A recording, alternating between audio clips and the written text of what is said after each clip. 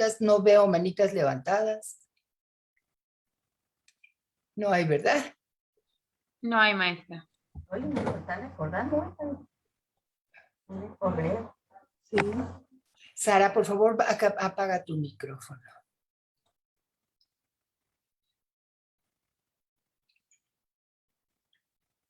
Bueno, vamos a empezar con estas preguntas que me hicieron en la sesión pasada. De verdad, muchas gracias por hacer estas preguntas, son muy importantes.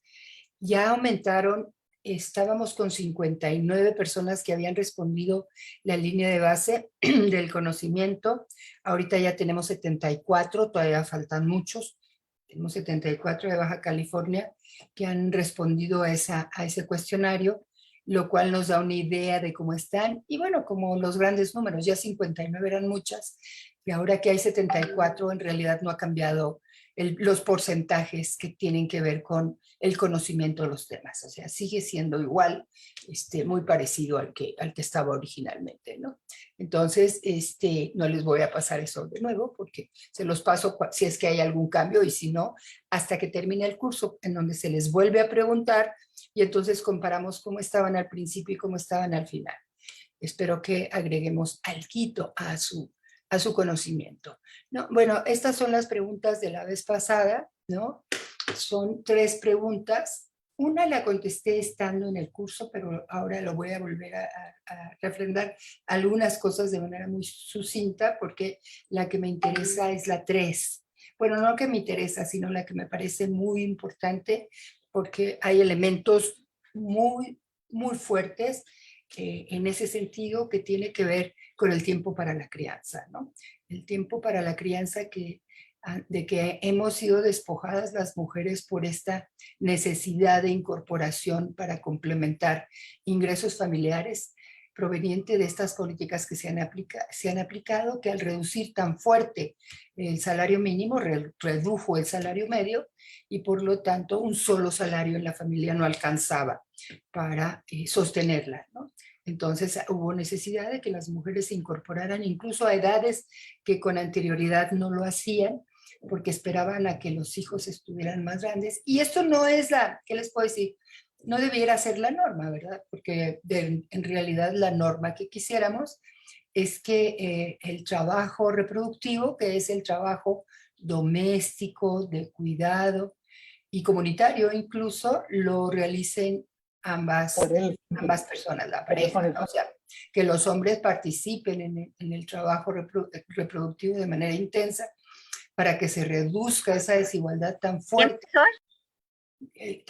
que tenemos en México, derivado en buena medida de casi ausencia de atención en educación inicial, ¿no? Como hemos visto en las estadísticas de educación inicial, en la cobertura de 0 a 3 años, de acuerdo a los indicadores que nos aporta la OECD, México es el tercero más bajo de los que hay estadísticas. No digo que de todo el mundo, ¿verdad? Porque de los que hay estadísticas que nos proporciona la OECD, y solo es más agudo ese problema en Turquía y en la República Eslovaquia, ¿no? Entonces, bueno, ni siquiera en América Latina. Como les decía yo, en América Latina esas coberturas son mucho mayores, llegando a cerca de 20 en Chile, cerca de 25 en Brasil y cerca de 50% en Colombia. Entonces, el que nosotros estemos al 3% es de verdad una tragedia, ¿no? Porque pues eso hace que frente a esta necesidad y enfrentadas las mexicanas a un deterioro salarial mucho mayor que el que pasó en el resto de América Latina, pues obviamente esta falta de servicios de cuidado significa una enorme brecha, no solamente entre mujeres y hombres en este caso, sino una brecha con relación a lo que sucede en América Latina. Entonces, bueno, eso significa el no tener ese tiempo y la necesidad de trabajar, porque tenemos un porcentaje muy alto, en algunos casos supera el 30% de familias jefaturadas por mujeres, no todas ellas con jefatura monoparental, ¿no? Que sea nada más la mamá la que esté en ese grupo, pero algunas otras también están, ¿qué les puedo decir?, en una circunstancia muy especial, porque a pesar de que no se señalan como jefas de hogar, no obstante que su pareja pudo haber migrado a Estados Unidos hace muchos años, muchas mujeres siguen considerando que aunque la pareja no está, el hecho de que mande remesas significa que está jefaturando a la familia, ¿no? Entonces, a pesar de que todos los sinsabores y todos los, pues bueno, también las bienaventuranzas que puedan tener en una familia, está jefaturada exclusivamente, está jefaturada, de hecho, solamente por una mujer, aunque el recurso le pueda llegar por las remesas, que ven que tanto apoyo han dado en estos tiempos. Entonces, bueno, en el primera pregunta es el caso de la entrega de apoyos sociales a personas vulnerables. ¿Cuál sería la base para la entrega de dichos apoyos en términos de igualdad de género? Depende de que estén pensando en términos de personas vulnerables y cuál sea el tipo de apoyo, ¿no?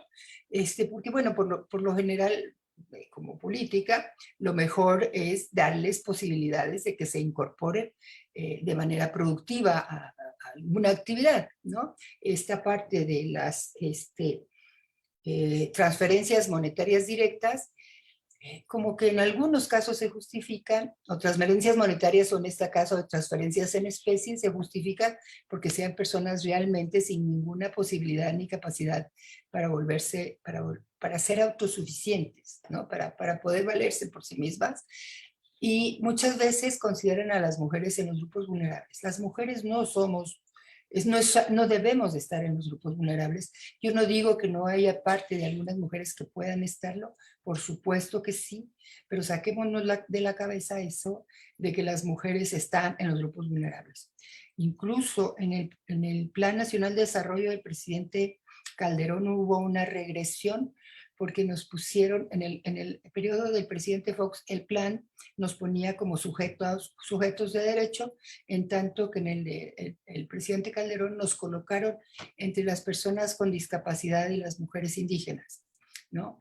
Y entonces, bueno, puede haber parte de las mujeres indígenas que también sean personas, mujeres vulneradas, no son vulnerables, no nacieron así, fueron vulneradas por la situación y por la circunstancia.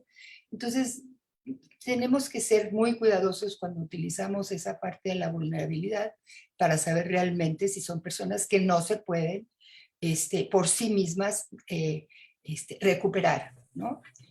Puede haber una etapa de apoyo de esta naturaleza, pero sobre todo pensando en cómo se desarrollan capacidades, habilidades y oportunidades para que esas personas se reintegren como personas de pleno derecho, ¿no? Entonces, bueno, eso lo vamos a ver un poco para que tengan idea bien de lo que son los presupuestos sensibles al género. No se trata de decir ahora les vamos a dar tanto a las mujeres y tanto a los hombres. No es una cuestión de sexo. Tiene que ver con desigualdades. El presupuesto se debe destinar a reducir las desigualdades. Y en ese sentido es como tenemos que tener la idea de que cuando uno hace un presupuesto sensible al género, va a estar respondiendo a las necesidades diferenciadas de mujeres y hombres, ¿no? Y entonces vamos ahora a entrar a la parte de la cultura para hacer un territorio amoroso e incluyente, ¿no? Perdón. Bueno, miren, aquí empezaría con qué es esta parte de la paz y la violencia, como la podemos visualizar. Y estos son temas sumamente importantes para lo que nos pasa en México, porque como vimos la semana pasada o el lunes, todas estas estadísticas de violencia en donde ustedes están dentro del grupo de mayor violencia en ese indicador de violencia extrema que son los homicidios dolosos, ¿no? Entonces tenemos que preguntarnos por qué con tanta facilidad se está dando en el país esas matanzas. Bueno, sabemos que está el crimen organizado, pero entonces nos vamos a las preguntas que se hacen cuando estamos haciendo el marco lógico. Ok, hay muchos asesinatos y según los organismos internacionales de Naciones, el Organismo Internacional de Naciones Unidas señala que la mitad de ellas se pueden atribuir al crimen organizado. Y entonces, bueno, si hay tanta violencia, el crimen organizado tiene la mitad, tenemos que preguntar por qué. ¿no? O sea, ¿por qué pasa eso? ¿Por qué hay crimen organizado? Y por el otro lado de las violencias, pues seguir con las preguntas como si fuésemos un niño de 2 años y que empezamos a preguntar y siempre queremos que nos digan la causa final, la última causa, la causa creadora de esa situación, ¿no? Y entonces, bueno, aquí voy a hacer algunas cuestiones de tipo conceptual, muy rapidito, porque tengo muy poquito tiempo, me avisan, por favor. Entonces, la paz la podemos entender como la síntesis de todos los derechos. Y aquí recurro también a Mahatma Gandhi, que señala, no hay camino para la paz es el camino. Entonces, como mexicanas y mexicanos, necesitamos tener las líneas de investigación, que dijéramos cuáles son las tesis o las hipótesis que existen alrededor del tema de violencia. Esto lo voy a vincular con el tema del amor a los bebés, a los pequeños, a la parte amorosa, ¿no? Y voy a dar otras hipótesis, otras líneas de investigación que nosotros hemos estado trabajando, que, bueno, no líneas de investigación, tesis que hemos estado trabajando para contribuir a desmontar esta situación, ¿no? Entonces, bueno, la definición de paz con origen en término latino pax, la paz puede ser definida en un sentido positivo, que es un estado de tranquilidad y quietud, o en un sentido negativo, la ausencia de guerra o violencias. En términos, fíjense que la influencia que ha tenido el tema de género, esta definición de que son, que es una construcción social, llegó también al ámbito de la definición de la paz. La paz ahora ya también, ¿qué les puedo decir? El camino para la paz, un poco incluso contradiciendo a Gandhi, tiene que ver con la violencia. Ay, por favor, apaga eso. Que la violencia es también, en cierto sentido, una construcción social, ¿no? Y entonces podemos ver en algunos estudios relacionados con el tema cómo hay estudios que nos dicen de tipo neuropsicológico y antropológico que señalan que entre las principales causas del crecimiento exponencial de la violencia y la agresión contra las mujeres está la desigualdad de género y la privación del placer físico sensorial a lo largo de la vida, pero particularmente durante la infancia, debido a la falta del vínculo afectivo entre la madre y el infante. Esto derivado de la falta del tiempo para la crianza. El hijo se va desarrollando en su época de construcción de su de su socialización inconsciente en un ambiente de rechazo, y eso hace que tenga efectos incluso a nivel neuromotor, a nivel de secreción de serotonina, que provoque determinadas problemáticas en el tema de respeto al otro. Y no es una cuestión, ¿qué les puedo decir?, racional. Por supuesto, ese chico, chica, sobre todo hombres, no tienen esa capacidad de razonar, pero sí tienen esa capacidad de sentirse excluidos, de sentirse no deseados. Por eso incluso con Giuliani, cuando hizo Tolerancia Cero en Estados Unidos, una de las líneas que consideraba lo de Tolerancia Cero era el que cuando las madres no tuvieran un embarazo no deseado, hubiera todas las facilidades para el aborto, porque buena parte de los criminales seriales, bueno, no buena parte, más del 99% de los criminales seriales eran hijos no deseados, ¿no? Entonces, esa fue una de las y no quiero que entremos a la discusión ahorita del aborto, nada más les estoy describiendo lo que ha sucedido en este tema, y a mí me parece muy importante esta parte de la formación de los niños desde su nacimiento, ¿no? Eso es ese amor que uno le puede prodigar, que hace que en esa sociabilidad inconsciente, al sentirse querido, permita desarrollar personas que van a ser respetuosos de la otredad conforme vayan llegando a su vida adulta, ¿no? Sobre esto yo tengo un documento escrito junto con mi hija Magdalena, está indexado por el Politécnico Nacional. Ahorita Deni les va a poner la liga para que conozcan, y ahí hacemos un análisis desde Prescott, por supuesto, de cómo las sociedades matriarcales son mucho más pacíficas y generan sociedades mucho más, Hoy sí empezó. mucho menos dedicadas a la guerra, como puede suceder con las sociedades patriarcales. Y entonces hay otra vertiente también que de parte de un instituto de investigación e información para la paz que está en Uruguay, que de verdad me encanta todos los trabajos que ellos hacen, que señala la violencia está presente cuando los seres humanos se ven influidos de tal manera que sus realizaciones afectivas, somáticas y mentales están por debajo de sus realizaciones potenciales. Este es el Centro Internacional de Investigación e Información de la Paz. Y si la paz puede identificarse como la integración social, la violencia, su antónimo, parece expresar la fuerte presencia de fenómenos de desintegración social. Esta es una vertiente que es importante tenerla en la cabeza, y lo que les estoy pasando ahorita solamente son vertientes para que ustedes reflexionen sobre este tema que me parece sumamente central, y que el tema del tiempo para la crianza, del cual hemos sido despojadas las mujeres por esta necesidad de conseguir ingresos a donde sea y como sea.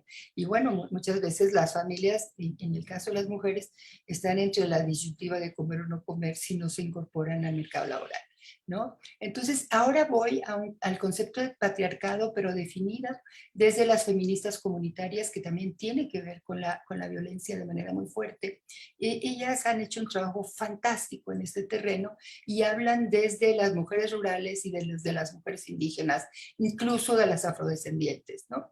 Y ellas definen el patriarcado de la siguiente forma: es el sistema de todas las opresiones, todas las discriminaciones y todas las violencias que vive la humanidad y su naturalización construida históricamente sobre los cuerpos de las mujeres. Miren, nada menos en el caso de Chiapas, les han quitado el bastón de mando este año a las mujeres que fueron electas, porque los usos y costumbres, entre comillas, les voy a subir un artículo muy bueno, ahorita se me fue el nombre de una antropóloga que escribe sobre este tema y desfonda esto de las usos y costumbres. Ella dice, Rita Segato, ella dice, si tú vas a una comunidad, eres de una comunidad y regresas 10 años, o no eres de una comunidad, viviste en una comunidad con usos y costumbres, regresas 5 o 10 años después, esos usos y costumbres han cambiado. A lo mejor la población no lo visualiza en toda su intensidad, pero sí, eso no es cierto de las usos y costumbres. Los usos y costumbres no pueden contravenir los derechos humanos fundamentales. Y ellas agregan esta parte que me parece central. Agregan que la humanidad aprende a explotar y a dejarse explotar en buena medida en el seno de la familia, en donde el primer sujeto de explotación, discriminación, invisibilización y opresión es la mujer. Cultura que se extiende a otros ámbitos y sujetos, como en las diferencias étnicas e incluso a los hombres en diferentes situaciones y condiciones, ¿no? Entonces, ¿dónde se aprende esta violencia? ¿Dónde los pequeñitos, las pequeñitas maman estas discriminaciones, estas invisibilizaciones en la familia, ¿no? Entonces, aquí está la liga de esto, para que lo puedan ver. Es muy, muy interesante. Luego hay otros vasos comunicantes de violencia social y de género, ¿no? Que está Amartya Sen, está Julio Goldvinick, está una criminalista que se llama Vázquez, que a mí me encanta, y otra que es un resumen de una investigación que hice hace varios tiempo sobre la situación en los penales, ¿no? Y entonces en la primera, Amartya Sen dice: las experiencias tempranas de la niñez dan a las personas la confianza básica. Esta se desarrolla por las atenciones afectuosas de los primeros cuidadores y funda la sociabilidad inconsciente de la que les estaba hablando. ¿Qué pasó con las asesinadas de Juárez? ¿Qué pasó con su descendencia? Ellas no tenían abuelas que les cuidaran a los hijos. Ellas venían de otras partes, no había una familia empleada. Y bueno, tenemos una problemática en el caso de Chihuahua relacionado con ese tema de que ni tenían guarderías, los chicos se quedaban encerrados en sus casas, y después llegó toda esa problemática de esos chicos desatendidos por todos, no por sus madres, sino por las empresas que no pusieron casas de cuidado, no pusieron espacios de cuidado infantil, por el gobierno que tampoco lo hizo, y que después señalaban que se arrepentía, pero bueno, esto se tiene que hacer. arrepiéntete, pero hazlo entonces en ese caso, ¿no? Las personas, ahora lo que dice Volvinic, las personas que de pequeñas no satisficieron sus necesidades fisiológicas de alimentación, vestido, seguridad, afectivas y autoestima, no reconocen a los otros como seres de derecho. Lo que desean lo toman porque su estructura mental está rota. Pueden separar el sentimiento del intelecto porque no asocian las ideas del deber ser. Y ahí es donde entran los neurólogos, los que estudian el tema desde la parte neurológica y nos dicen cómo esta secreción de serotonina, que es la que te permitiría tener esas sensaciones de afectividad, han desaparecido o se han disminuido por haber pasado esto. Es como un niño chiquito pequeño o niña chiquita pequeña que no es alimentado y no tiene los nutrientes para desarrollar todo el procesamiento alimenticio y que después pues va a tener problemas para digerir, ¿no? Alimentos adecuados en su posterior, en una etapa posterior. Y Vázquez, que es una neuróloga, dice, la falta de afecto en la infancia genera niveles alterados de serotonina imposibles de corregir posteriormente, lo que combinado con niveles altos de testosterona, por eso les digo que afecta más a los hombres, constituye una de las causas biológicas de la conducta criminal. Por eso esto que les digo de tolerancia cero de este personaje en Nueva York cuando quiso controlar la delincuencia tan desatada que tuvieron en algún periodo en esa ciudad, ¿no? Y luego finalmente en los penales más poblados del país la mayoría abandonó su casa en la adolescencia por la necesidad, porque además están los pobres, están los jóvenes, abandonó su casa en la adolescencia por la necesidad de trabajar y por la violencia intrafamiliar. Y en todos los casos provenientes de familias disfuncionales, ¿no? Entonces, cuando aumenta tan fuerte el número de pobres, la probabilidad de generar estas personalidades sociópatas se incrementa en estos hogares. La atención a la infancia y a la adolescencia es una obligación del Estado, ¿no? Entonces, bueno, estoy dándoles como un mosaico de formas, y creo que termino con esta, que lo decía Alejandro Gersmanero, que lamento mucho la situación en la que se encuentra ahora, pero que cuando fue jefe de la policía, tanto de seguridad pública en la Ciudad de México como en el gobierno federal, yo le seguía la pista porque él tenía una serie de apreciaciones en términos macroeconómicos muy importantes vinculados con la violencia y que vienen al caso por la situación económica por la que estamos pasando y podemos seguir pasando por la crisis de la pandemia, pero también por la decisión de adoptar estas políticas, yo diría draconianas de no gastar, ¿no? Que en realidad lo que hace es achicar. Déjame darle porque... Maestra, se cerró su micrófono.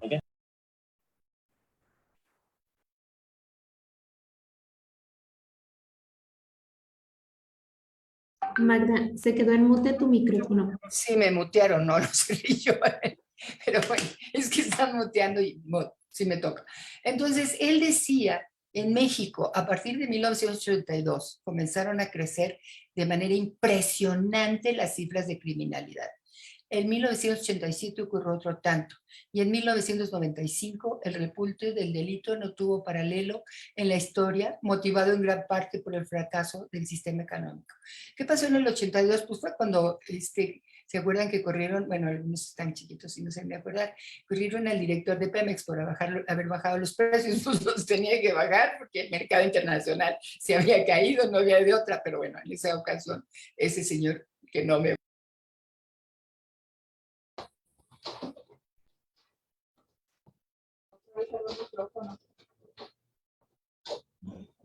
Magda, de nuevo fuiste muteada. En 1987 fue el efecto tequila que conmovió al mundo y en 1995 fue ¿cómo se llamó ese? El error de diciembre. Por favor, Torres, apague su micrófono. H. Torres. 1995 fue el error de diciembre, cuando empezó el gobierno del presidente Zedillo, ¿no? Y entonces, bueno, sí, de verdad, o sea, el que la gente no tenga ninguna opción de trabajo y que las opciones que se abren son los trabajos en áreas criminales, pues bueno, a ver, analicemos todas estas, sí, ya con esta terminé. todas estas vertientes, y esto era lo que les quería decir de la parte amorosa, que tiene que ver y está muy vinculado con el tema del tiempo para la crianza. Si no hay tiempo para la crianza, y en el caso de México, enormemente recae sobre las mujeres por esta desigualdad mayor que en el resto de América Latina de lo que es el cuidado infantil y lo que es el trabajo doméstico, algo tenemos que hacer. Repasen esto. Pueden estar en acuerdo o en desacuerdo, ustedes saben, ustedes deciden, por supuesto, pero estas son líneas de investigación que hemos estado haciendo durante muchos años, muy preocupadas por esto hicimos incluso ese documento con el Instituto Politécnico Nacional, que fue muy interesante, porque fíjense que ese documento lo mandamos, nos lo pidió un amigo que tiene un grupo de reflexión alrededor de Gandhi, ¿no? Del pensamiento de Gandhi. Y entonces lo recibieron personas que hacen estas dictaminaciones en instituciones muy prestigiadas que tienen vinculación con el Instituto Politécnico Nacional. Y resulta, no me acuerdo si eran 4 personas que lo iban a revisar, 2 se opusieron rotundamente por su falta de, según ellos, no era un artículo científico, y otros 2 se opusieron rotundamente con los que se oponían, porque decían que ese tipo de investigaciones se tenía que estar dando y que era muy valiosa. Entonces tuvieron que mandar traer otros tercero en discordias para que se pudiera revisar ese documento, ¿no? Que les estamos poniendo aquí en el chat, ¿no? Y finalmente se aprobó. ¿No? Se aprobó. A mí, yo me siento muy orgullosa por ese documento, es nada más una interpretación de alguien que escribe sobre el tema, y yo digo que podemos o no estar de acuerdo, pero no podemos, ¿qué les puedo decir? Casi que tachar lo que no va con nuestro pensamiento.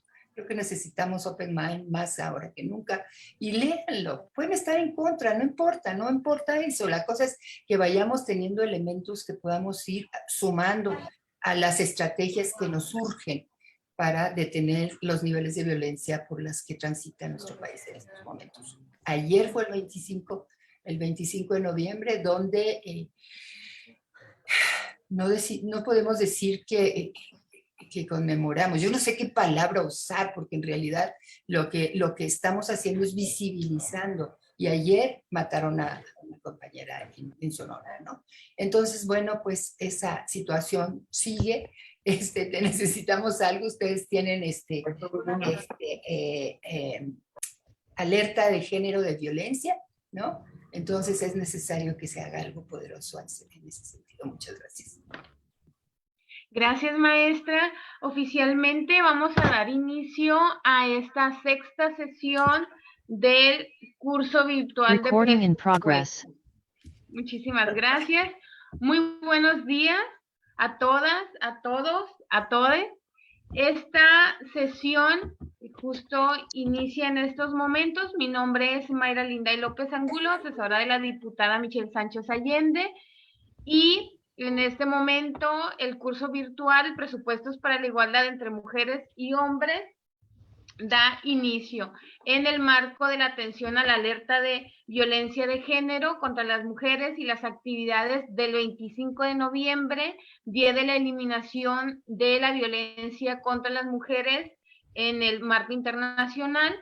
Este curso lo organiza en colaboración con la Comisión de Igualdad entre Mujeres, Hombres y Juventud y los institutos de la mujer del municipio de Mexicali y del estado de Baja California. Agradecemos a todos, a todas la presencia de los diversos titulares y de los equipos de trabajo, y pido, antes de iniciar, habiliten sus cámaras para tomar la foto oficial de esta 6ª sesión. Muchas gracias.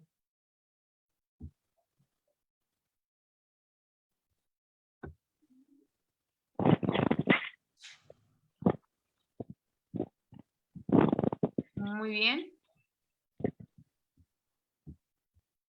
Bueno, buenos días a todas y todos. Voy a tomar la primer foto. Les voy a pedir de favor que no comenten porque tapan a las personas ahí en la imagen, ¿no? Entonces, 1, 2, 3, la primer foto. Un momentito. Y va la segunda foto. 1, 2, 3.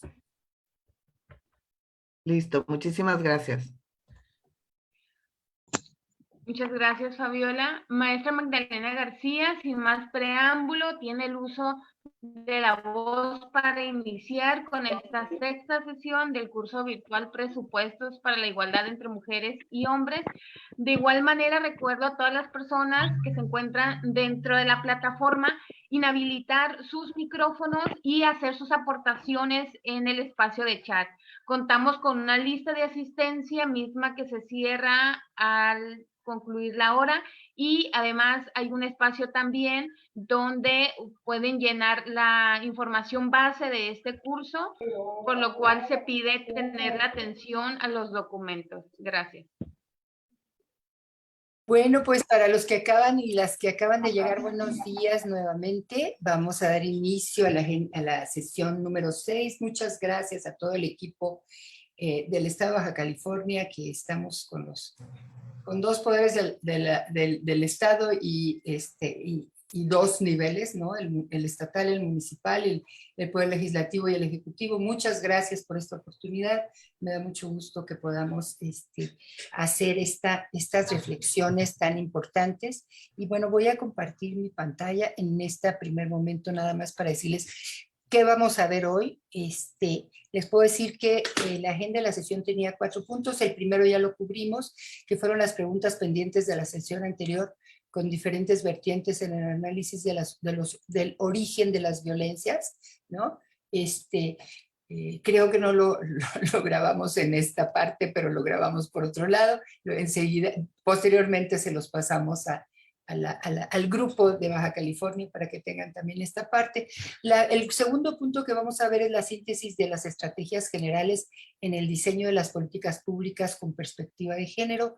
El tercer punto es presupuesto sensible al género, para que se vaya viendo de qué manera, en forma práctica, operativa, directa, ustedes pueden hacer estos presupuestos sensibles al género desde las clasificaciones de gasto, ¿no? Y terminamos con derechos humanos y presupuesto, ¿no? Entonces, esta sería la agenda del día de hoy, es mi encuadre. Y enseguida empezamos con la primera que habíamos... porque no me deja cerrar. Y luego esto es una verdadera lata. Ya se cerró. Voy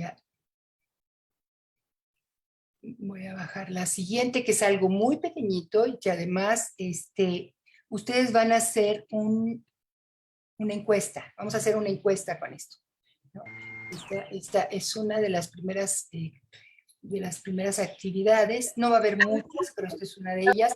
La primera fue la de línea de base del conocimiento. Ahorita ya les mandamos el documento sobre cómo atender al tema de violencia desde la infancia. Y ahorita les voy a presentar este documento.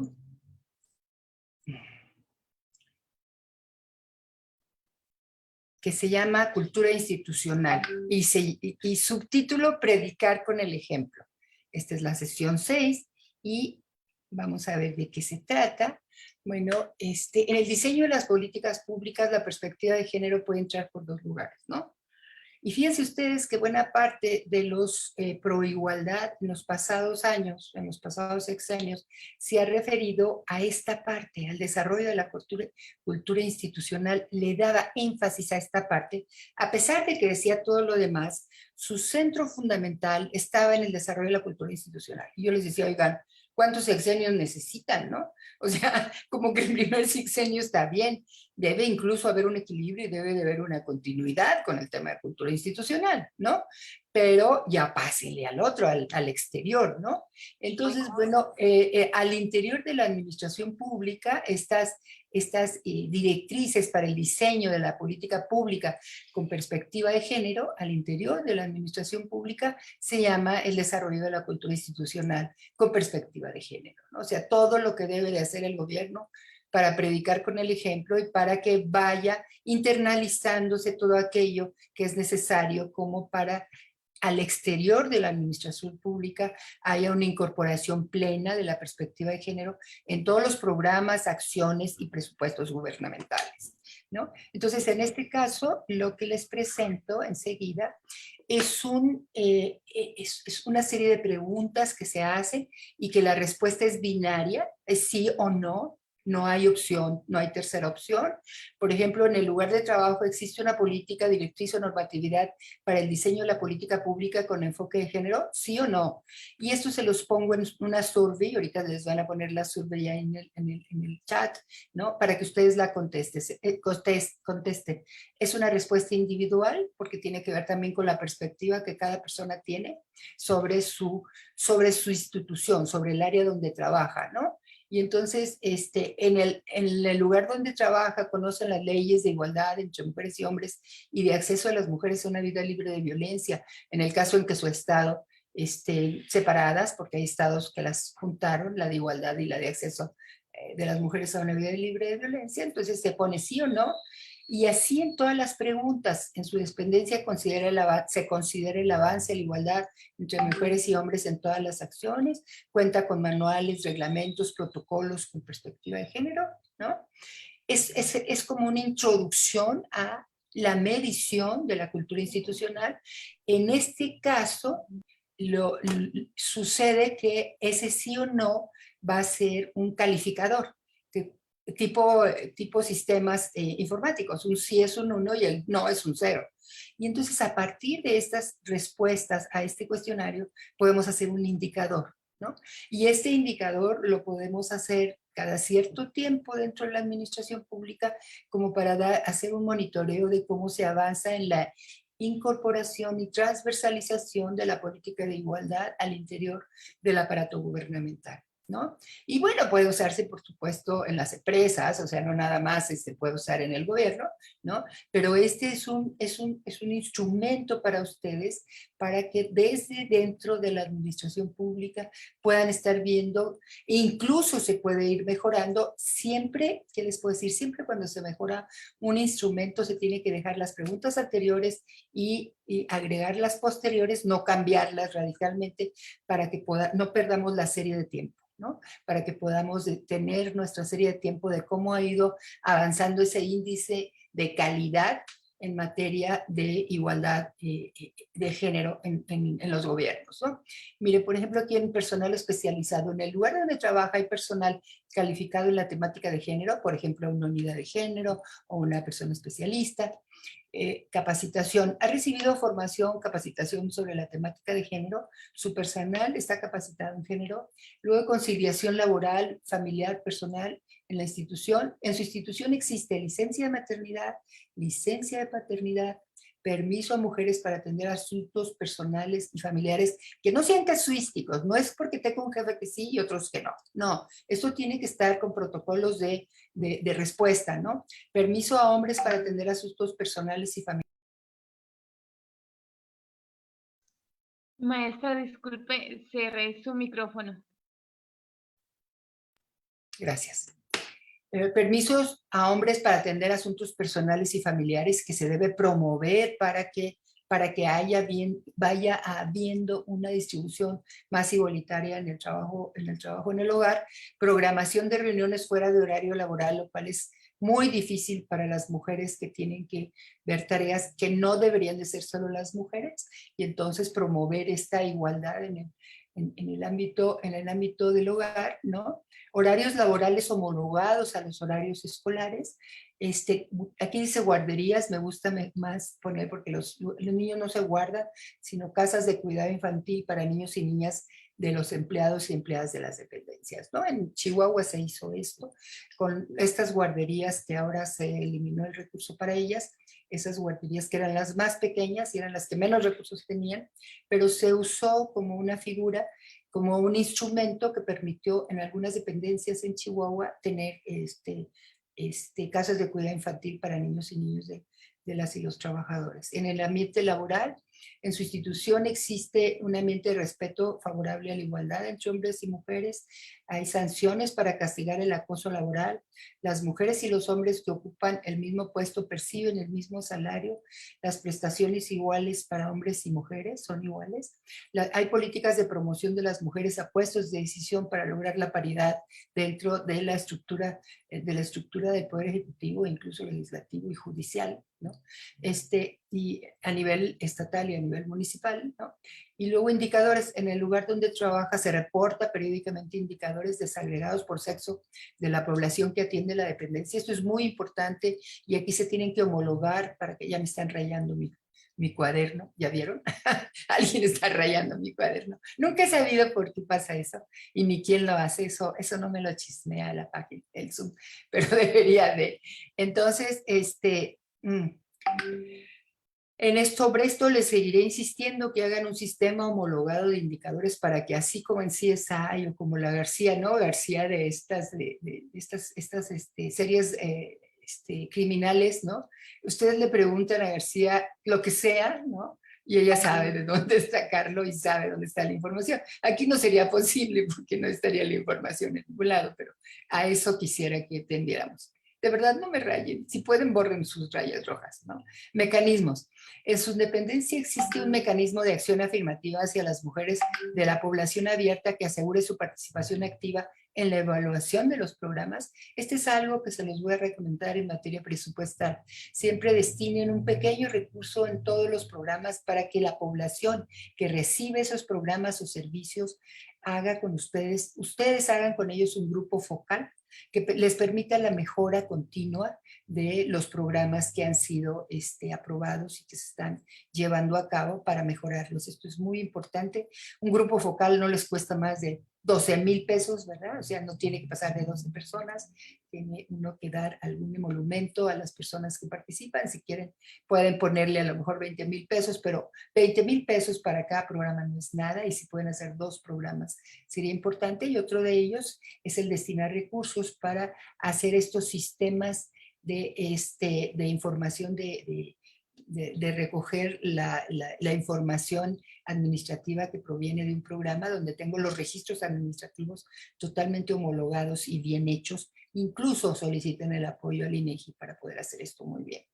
Su dependencia realiza informes periódicos sobre los avances de los programas con perspectiva de género. Es importante que ustedes tengan un subsitio dentro de su web, ¿no?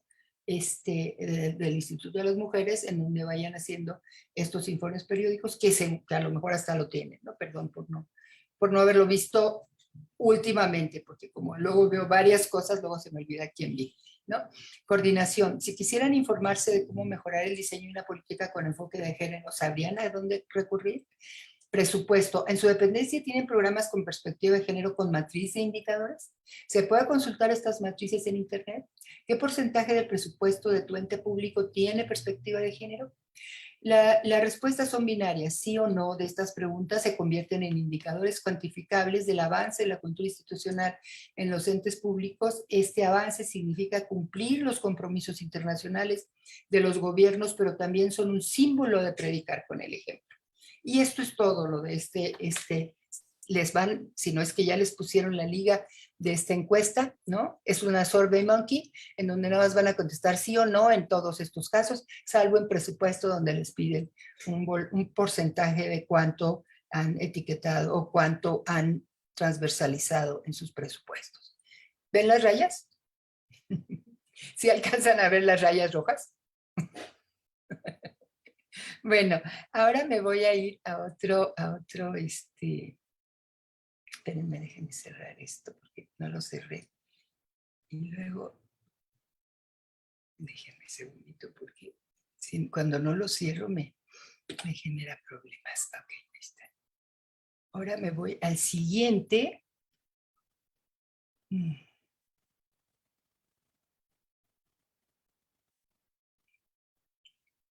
Este es el siguiente, que son presupuestos sensibles al género, como para que vayan poniendo, voy a tratar de apurarme para que ustedes les dé tiempo a tener, déjenme ver cuánto falta. Sí, voy con muy buen tiempo.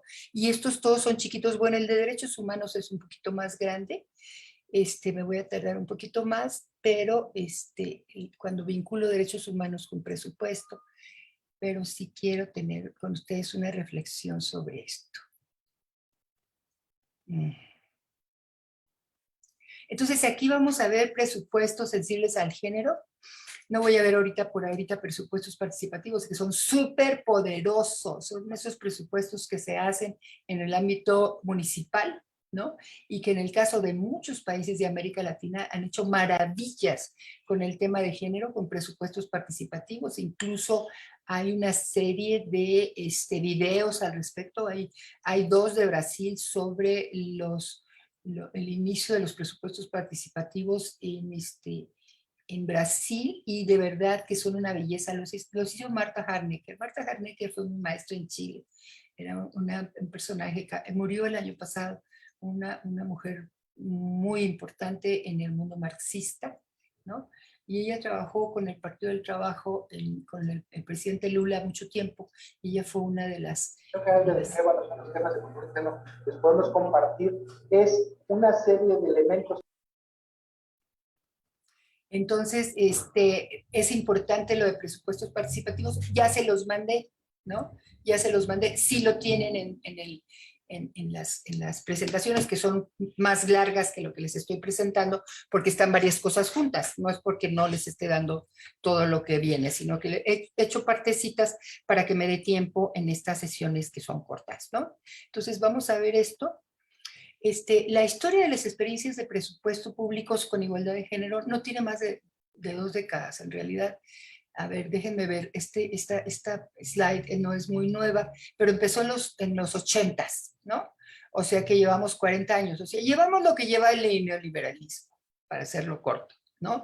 Incluso está a contrapelo del neoliberalismo. De hecho, hay unos documentos muy interesantes de la CEPAL que señalan cómo el movimiento feminista global ha sido un movimiento siempre contestatario e interpelador del modelo neoliberal desde sus inicios, ¿no?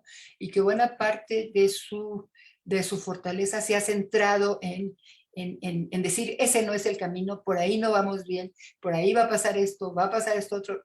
O sea, ¿qué ha pasado? En realidad ha pasado, pero ha sido, yo creo que el grupo, a lo mejor los ambientalistas de alguna manera, pero no con esta mirada tan dirigida hacia los efectos negativos generales. Por el caso de los ambientalistas se dedican a ver la parte medioambiental, y en el caso de las mujeres, de las feministas, se ha dedicado a ver esta situación de consecuencias del modelo neoliberal de manera holística, en donde se incluye el tema medioambiental con el asunto del ecofeminismo.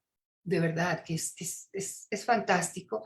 Hay una, no sé si tienes, Deni, esa liga, si no al rato te la paso, la liga no, pero aquí no tengo descanso, aquí no, se las oí la vez pasada, el de la economía circular, ¿no? O sea, hay un video chiquitito que les recomiendo, más bien les pido, es parte de la tarea, que les pido que lo vean. No dura más de 5 minutos y es sobre que Ámsterdam ya está aplicando como política, en Ámsterdam ya se está aplicando como política pública la economía circular, y es de verdad una verdadera maravilla, ¿no? Para mi gusto es una verdadera maravilla que incluye una serie de las críticas que se ha hecho al modelo neoliberal, porque el crecimiento no es ilimitado.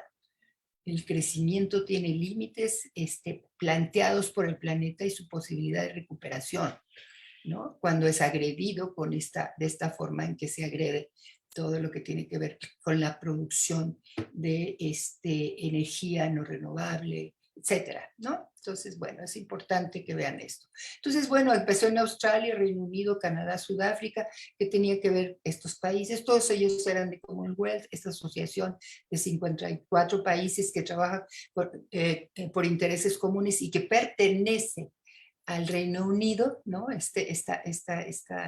Esta comunidad de estos países, ¿no? Y ahí empezó justo cuando empieza el neoliberalismo. El neoliberalismo empieza un poco antes, porque la Thatcher empieza en 1979, aquí la tienen abajo, Ronald Reagan en el 80, Helmut Kohl, Alemania en el 82, y así todos. O sea, sobre este material es lo que he trabajado, el documento que hice sobre economía feminista para la CEPAL, que está de próxima publicación.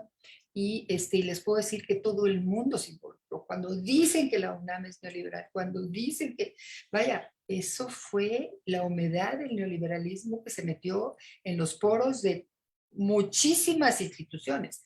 Eso no significa que fuesen nada más de esa corriente, pero que esa corriente ha tenido mucho peso y que ha invadido, por supuesto que invadió gobiernos, incluso cuando se cae el muro de Berlín, y cuando se cae la Unión Soviética, los países antes dependientes de la Unión Soviética lo abrazan con un radicalismo que superó con mucho al radicalismo de la Thatcher, ¿no? Porque ¿qué ellos necesitaban? Como reidentificarse en un espacio opuesto del que provenían, y eso hizo que sucediera lo que sucedió después con estos procesos de concentración tan terroríficos a los que hemos asistido y que ahora la pandemia nos da cuenta de ellos, de sistemas de salud destrozados, de sistemas educativos rezagados, etcétera, ¿no?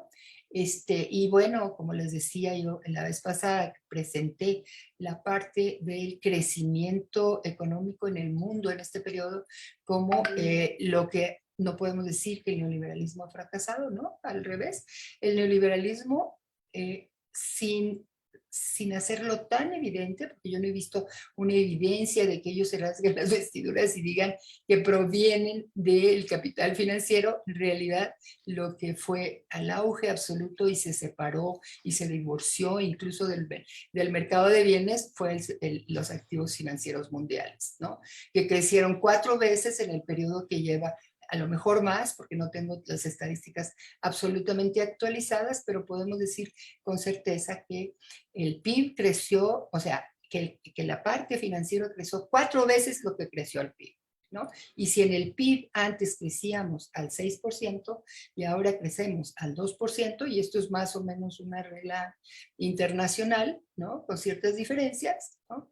Bueno, pues y luego dicen el fracaso del neoliberalismo, ¿no? ¿Cuál fracaso? Pues hizo una concentración del ingreso y un crecimiento del área del espacio, del espacio financiero enorme, que hizo enormes fortunas y las sigue haciendo, ¿no? Entonces necesitamos estar pendientes también de esos procesos, porque esos procesos invaden nuestro espacio, invaden incluso nuestra casa. Se ha mercantilizado todo, bueno, hasta nuestros cuerpos para poder ser vientres rentables. Y no me estoy pronunciando ni en favor ni en contra de ese tema, pero estoy diciendo cómo la mercantilización nos ha invadido a todos. ¿Qué era eso de que vamos a privatizar el agua? A ver, por Dios, o sea, a mí siempre me quedó mucha preocupación de la privatización del agua y que fueron incluso reconocidos por los países desarrollados procesos inapropiados. Incluso la Margaret Thatcher tuvo que reconocer al final de su vida cómo la privatización de todo el sistema ferroviario había sido un fracaso para Inglaterra, porque estaban teniendo una cantidad de accidentes porque la iniciativa privada o el sector empresarial no le daba tanta importancia a todo el aspecto de mantenimiento, porque sus objetivos son otros. O sea, yo soy empresaria, no estoy en contra del sector privado, de ninguna manera, pero de verdad que transmitir al sector privado, del sector privado al sector que empresas que son básicamente con bienes públicos, como puede ser el agua, no es la mejor receta, no es la mejor decisión. Y eso lo hemos reflexionado incluso en espacios globales. Miren, yo les digo, yo fui parte de un grupo de 20 especialistas, no estoy poniendo así como planadora y que mi palabra sea palabra de Dios, pero les voy a decir esto porque es una experiencia muy interesante. Estando en ese grupo de expertos en presupuesto, en el periodo de rumbo a Beijing rumbo a Hábitat 3, ¿no? Estuve en la mesa, éramos 20 expertos de diferentes partes del mundo, y yo interpelaba mucho el tema de las privatizaciones y por supuesto colocaba en el centro el tema de género. Y estuvieron de acuerdo en el tema de las privatizaciones. En el de género, el representante del Banco Mundial me decía, oye, no, tú te deberías ir a CEDAW, aquí no es, porque esto es un problema técnico. De verdad, esto está escrito y está considerado, está puesto en mi especie de memorias, que no son mis memorias, fue nuestro informe frente a esa reunión global, ¿no? Que le decía al Banco Mundial, oiga, perdón, pero ustedes están promoviendo el presupuesto con perspectiva de género. ¿Por qué me dices eso? O sea, de ninguna manera el presupuesto es un tema técnico, es un tema profundamente político, porque el presupuesto se decide a través de las prioridades de quien está en el gobierno. Y si eso vamos a decir que eso es técnico, pues no entendí nada. Entonces, bueno, eran discusiones muy interesantes y en esa mesa yo estuve insistiendo mucho que todas las asociaciones público-privadas siempre existiera el tercer actor en esa decisión, que era el social. Las asociaciones público y privadas le están costando mucha deuda a nuestro país, ¿no? Y es necesario que el sector social incorpore su decisión para la toma del diseño de qué tipo de asociaciones público-privadas vamos a tener. Una de ellas, que es muy preocupante, es la del agua. No sé cómo vaya en el caso de ustedes, pero ha sido un problema en muchas partes de América Latina. Entonces, bueno, aquí en el desarrollo de los presupuestos sensibles al género hemos participado muchísimos actoras y actores, ¿no? Tenemos a servidoras y servidoras públicas, agencias de Naciones Unidas, toda la parte legislativa, activistas, el movimiento feminista y la sociedad civil, que estamos como activistas en estos movimientos, las académicas, que también es mi caso en algunos periodos, las investigadoras, ¿no? Entonces, esto es un trabajo muy, muy fuerte de parte de todas y tiene una historia. Yo tengo un libro escrito al respecto de 2007. Si les interesa, les traigo la ficha. Está ahí todavía puesto en la Cámara de Diputados porque lo hice con el CEAMEG, que es de la Cámara de Diputados Nacional, de la Federal, ¿no? Entonces, bueno, también tenemos qué pasó con las cumbres, las conferencias mundiales de la mujer, y en donde fue en Beijing donde se avanzó y popularizó el concepto de transversalidad y pasó a formar parte de los instrumentos estratégicos para el avance de la igualdad de género en el mundo, y se establecieron en esta conferencia los lineamientos específicos en materia de presupuesto, pero dense cuenta que este es en 1995, ya teníamos varios países de Commonwealth haciendo estas intervenciones de presupuestos sensibles al género, que por lo tanto aportaron sus experiencias al respecto y que fueron utilizadas en primer momento en el caso de México, en Oaxaca, ¿verdad? Con nuestra querida compañera Norma Reyes Terán, que es una de las mejores experiencias en materia de presupuestos sensibles al género, antes de que existiera esta arquitectura institucional de los PBR. Ahí todavía no existía, esto pasó después de 2006, que salió que se aprobó la ley federal de presupuesto y responsabilidad hacendaria.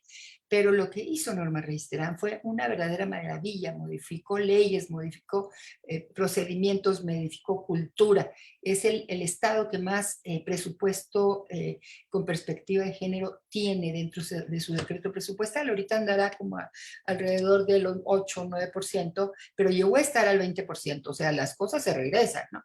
Pero es el que tiene mucho más presupuesto con perspectiva de género, porque los que se le acercan no llegan al 2% del presupuesto estatal, ¿no? Esa es la medida, ¿no? De qué tanto del presupuesto estatal ya logró tener perspectiva de género. En el caso de Oaxaca está entre el 8 y el 9, habiendo llegado al 20, y ahorita pues, bueno, las personas que lo siguen haciendo dicen que esa cultura se llegó para quedarse. Pues sí, pero que no se regrese, ¿no? ¿Qué es un diseño presupuestal con perspectiva de género? Es un diseño presupuestal de ingresos y gastos. A ver, no pensemos nada más en el gasto, también los ingresos son importantes. Es un diseño presupuestal de ingresos. Acaban de pasar la ley esta de los productos para la menstruación. Afortunadamente creo que ya pasó. No sé si ya se publicó, pero ese es algo que afecta el ingreso, porque ahí lo que se hizo fue quitarle el IVA, ¿no? que yo preferiría tener buenos ingresos para que todo el mundo pudiera comprar esos productos y no estar haciendo exenciones. Pero cuando eso no sucede, las exenciones son bienvenidas y se tienen que utilizar de manera intensa.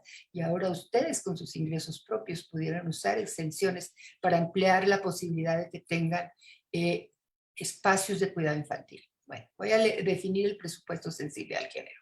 Un diseño presupuestal de ingresos y gastos públicos integral que considera las necesidades e intereses diferenciados entre mujeres y hombres en todos los ámbitos del quehacer gubernamental, en todos, como dice la estrategia de Montevideo, que se refiere a los ODS para América Latina, que persigue erradicar las brechas de desigualdad para acceder a la igualdad sustantiva entre unas y otros, basada en los derechos humanos con perspectiva de género. Atiende a la visibilización de la desigualdad y la distribución sexual del trabajo en la sociedad y considera e incorpora la aportación del trabajo no remunerado, básicamente las mujeres, a la riqueza nacional y a la calidad de vida de todos y todas las habitantes del país y de cualquier territorio. Eso es el presupuesto, el que se diseña viendo dónde están las desigualdades y hacia ahí. No tiene que ver si somos más mujeres o somos más hombres. No tiene que ver con el tamaño de la población y su distribución sexual. No, tiene que ver con que dónde están las desigualdades que queremos erradicar. De eso se trata la política pública, de eso se tratan los programas presupuestales y por eso los mismos no pueden ser hechos en su ejercicio de marco lógico sin perspectiva de género. Cuando establecemos el problema, cuando estamos haciendo el análisis del marco lógico, tenemos que señalar de qué manera ese problema afecta de forma diferenciada o no a mujeres y a hombres. Porque por supuesto que no somos iguales, ¿no? Entonces, ¿qué necesitamos para todo esto, para los presupuestos? Leyes que los favorezcan, información desagregada por sexo, planes y programas que lo consideran un tema prioritario y participación ciudadana. Requerimos institucionalmente mínimos para adoptar los presupuestos sensibles al género, ¿no? El apego de todas las autoridades a los marcos jurídicos nacionales e internacionales, en lo cual nos apoya enormemente el artículo 1 constitucional, mejorar la asignación si se realizan presupuestos participativos. Buena parte de los presupuestos participativos, aquí hay habido algunos, pero no se acerca para nada a la concepción de lo que han hecho en América Latina, en donde los presupuestos participativos con perspectiva de género han sido los más y permitir desarrollar competencias para el personal operativo como se está haciendo ahora con esta sesión, ¿no? A ver, desde los ingresos públicos, ¿qué es lo que tenemos que hacer para incorporar la perspectiva de género? Desagregar por sexo todos los renglones de ingresos tributarios y no tributarios pagados por las personas físicas. Estos son registros administrativos desagregados por sexo, donde me dice quién paga, qué paga, en términos de los ingresos que ustedes tienen por el lado tributario y no tributario. En el caso del Estado. Desagregación por sexo en los formatos de captura para el pago de impuestos y servicios. Tiene que estar eso muy bien establecido y con la previsión de fondos especiales para acciones afirmativas.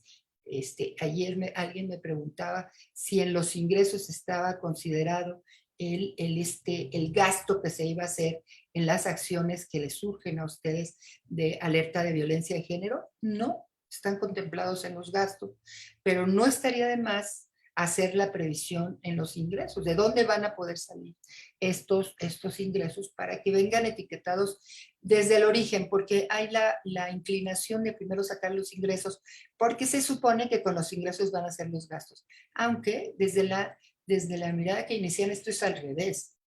Va a depender de qué tanto pagan, qué tanto gastan y qué tan rápido gastan, cómo crecen. Y si crecen, tienen impuestos, porque si no crecen, pues los impuestos no crecen. ¿Sí me explico? O sea, no, es al revés. Aquí se hace, bueno, primero con cuánto contamos, ¿no? Si lo viéramos desde la mirada, desde la óptica keynesiana, diríamos, bueno, ¿cuánto vamos a gastar? Porque los gobiernos se pueden endeudar, ¿no? Y cuando se endeudan con moneda nacional, claro, ustedes son un gobierno estatal y municipal, cuando se endeudan con deuda nacional, el problema no es tal, no es como el endeudamiento externo, que ese sí, nosotros no producimos dólares. Entonces el endeudamiento externo sí nos afecta y nos afecta enormemente, porque no depende de nosotros. El endeudamiento interno, si tenemos espacios no ocupados, o sea, si la capacidad instalada de nuestra economía no está ocupada, o sea, que no tengamos empleados, empleadas, que no tengamos capital, que no tengamos recursos. Bueno, ok, podemos decir, si yo tengo más recursos pensando en el gobierno federal, yo emito más recursos, hago más deuda interna, ¿no? Podría ser inflacionaria cuando esto pasa. Ahorita, ¿por qué estamos teniendo inflación? Bueno, porque las cadenas de valor se rompieron. Por ejemplo, toda la parte de los chips no los están pudiendo producir porque las fábricas en China, que son los primeros, que en China o en Asia, que son los primeros que producen, están cerradas. Entonces, la inflación nos está viniendo por el lado del rompimiento de las cadenas de valor, pero no porque el consumo esté aumentando enormemente, no es así, ¿no? Aunque en Estados Unidos está aumentando más el consumo porque ellos tuvieron una política anticíclica poderosísima que le dio recursos a todo el mundo y por eso también pudimos tener reservas tan altas, ¿no? Como para poder superar la crisis, ¿no? Entonces sí hubo una ampliación del seguro del desempleo, digamos, ¿no? Para poder evitar que hubiera hambrunas en ese país, ¿no? Entonces, aquí vamos por las clasificaciones de gasto. Tenemos la clasificación administrativa, la funcional, por objeto, la económica, ¿no? Y primero, el organismo responsable, en el caso de la funcional, perdón, tenemos el organismo responsable en el caso de ¿quién gasta? La administrativa me dice quién gasta. La funcional me dice para qué se gasta. La de por objeto de gasto, cómo se gasta. Y la económica, cuál es su impacto en la demanda agregada. Y la demanda agregada es el consumo, la inversión y las exportaciones. Y la oferta agregada es el Producto Interno Bruto y las importaciones. Y así tenemos la oferta y demanda agregada final, ¿no? Entonces, en el caso administrativo tenemos ramos, ramos como dependencias y gubernamentales. En la funcional tenemos programas de dependencia de los sectores, programas de dependencia de los sectores salud, educación y justicia. En por objeto de gasto tenemos los capítulos 1000, 2000, etcétera. En la económica tenemos gasto corriente, gasto de capital y transferencias. En el caso de la administrativa tenemos las unidades administrativas definen una responsabilidad social con la igualdad de género en apego al cumplimiento de las convenciones internacionales y las convenciones y plataformas, ¿no? En la funcional todas las unidades ejecutoras de gasto se comprometen o debieran comprometerse a cumplir con el objetivo de la igualdad de género a través de sus programas, actividades institucionales o proyectos y su respectiva asignación presupuestal. Por objeto de gasto, cada unidad administrativa se responsabiliza con la igualdad de género a través de los capítulos de gasto que ejerce. Y en la económica, cada concepto incorpora la perspectiva de género. El gasto corriente, cuando hacemos gasto de inversión, no podemos no considerar el tema de las perspectivas de género, así estemos haciendo edificios. Creo que la vez pasada se los dije, o sea, el tema de los edificios tiene perspectiva de género, cómo se mueven las mujeres, qué necesitan las mujeres y que también los hombres deberían de necesitar, como pueden ser los baños con cambiadores. Estoy hablando de cosas muy sencillas, pero hay cosas más de fondo, o los baños que no sean en espejo, porque las mujeres necesitamos más tiempo estar en los baños y estos requieren de ser más grandes o tener más cubículos de excusados, etcétera, ¿no? O sea, cuando hacemos una carretera, los paraderos tienen que estar con perspectiva de género, o sea, todo hay que pensarlo, cuáles son las necesidades de las mujeres y de los hombres en cada una de la función pública. Entonces, vamos ahora a la clasificación por objeto de gasto, ¿no?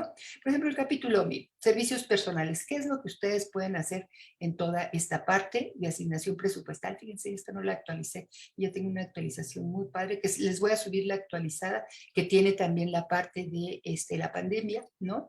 ¿Qué tenemos que hacer en el capítulo 1000? Tener igual salario para iguales niveles de puesto. No se vale de ninguna manera en el gobierno, tiene que poner el ejemplo, que haya niveles diferenciales de puesto, porque luego el argumento es que las mujeres no se pueden quedar a las reuniones y ellas tienen otras actividades y a ellas las mantienen sus maridos. No, eso no se vale, eso no existe, eso no debe ser un parámetro, es un parámetro totalmente de usos y costumbres que debe ser erradicado de la mentalidad al hacer las políticas de personal, ¿no? Diseñar políticas de promoción de las mujeres a puestos de decisión para lograr la paridad, ofrecer servicios de cuidado infantil, ¿no?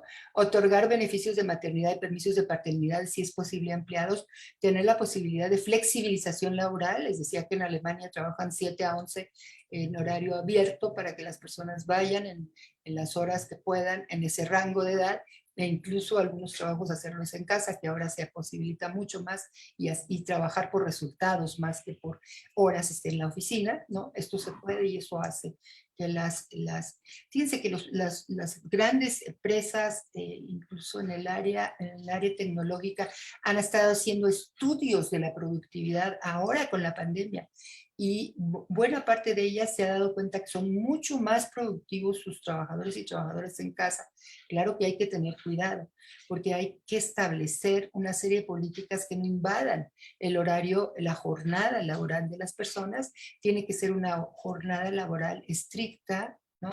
Los jefes, las jefas no pueden estar escribiéndole al personal fuera del horario del trabajo, ni pidiéndole nada, ni por teléfono, ni por correo, ni por chat, fuera del horario de trabajo. Y esto no es nuevo, esto existe como legislación, como normatividad en muchos países europeos, en donde está incluso penado que los jefes, las jefas les escriban a sus trabajadores y trabajadoras en fuera de horario de trabajo. No se puede, punto, se acabó, ¿no? Que las juntas no se hagan fuera de horario de trabajo también es otra decisión. Y bueno, ahora con la globalización, yo tengo familiares que trabajan en empresas transnacionales fuertes en otras partes del mundo, y bueno, están teniendo reuniones con otros países en usos horarios que son hasta de 12 horas de diferencia, y bueno, hay veces que no se puede, pero eso no es la norma, eso son la excepción, no son todos. Entonces hay que tener un cuidado, y sobre todo en el caso de las mujeres, que se les vino encima el trabajo de cuidado frente a la imposibilidad de que las escuelas estuvieran funcionando, ¿no? Desarrollar programas, y además que en estos de servicio al personal que están ahora de trabajo a distancia, por Dios, o sea, el internet tiene que ser pagada como parte del sueldo, ¿no? Ya sé todo lo que me pueden decir de la austeridad, pero de lo que se trata es de la eficacia, de la eficiencia y del buen resultado en el trabajo, y eso no se hace desde ámbitos laborales precarios, ¿no? Entonces, desarrollar programas, prevenir y evitar el hostigamiento sexual en parte de los servicios personales, y realizar programas de formación y capacitación en todo lo necesario para que el tema de género se fortalezca en el interior de la institución, y en ello incluye el desarrollo de habilidades laborales, también el tema de género y prevención sobre violencia, ¿no? Y otras cosas que a ustedes se les ocurren.